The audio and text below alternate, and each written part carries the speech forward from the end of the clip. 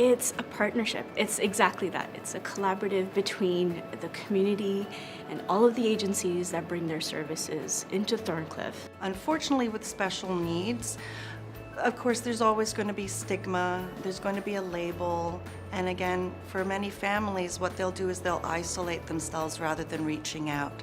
So what is so great about this actual partnership in Thorncliffe Collaborative is that we can actually get the community to stay in the community, but access those resources.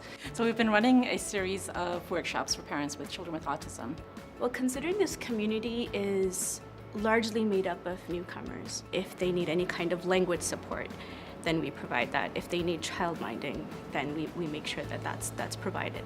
So anything that could cause a barrier for them to access that workshop outside of the community, it's without barriers here. For the kids with autism, the programs are far away from Thorncliffe. They're either in downtown or Mississauga or something. You don't want to, how can you go? Either you feed them or you find the transportation, right? You don't have any help. I myself have a child who's a teenager who's autistic. I go to these workshops, I get ideas, what are new technologies, what are new programs that are added, what facilities I can use. And I can go, when I go to this program, I see other parents too. Even at the time I feel lonely, but when I'm around it with these parents, I see they are fighting the same fight as I am. And we are unaware, but we are support for each other.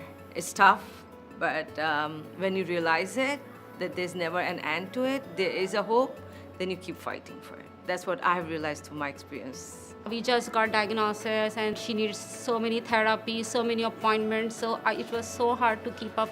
But when I hear about that, it's in our home school. And it was so easy, so much accessible, and I was happy to see that it's in my community. For the child to get the support they need, the parent needs to be able to come out and find out what's out there. So when you've got one parent that all of a sudden feels, okay, you know what? It's not my fault. I understand the diagnosis. I understand what steps I need to take.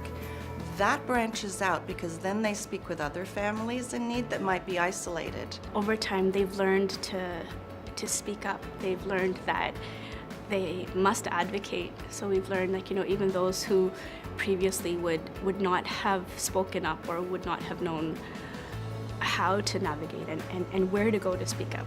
We've seen them become powerful, and to me that's just beautiful.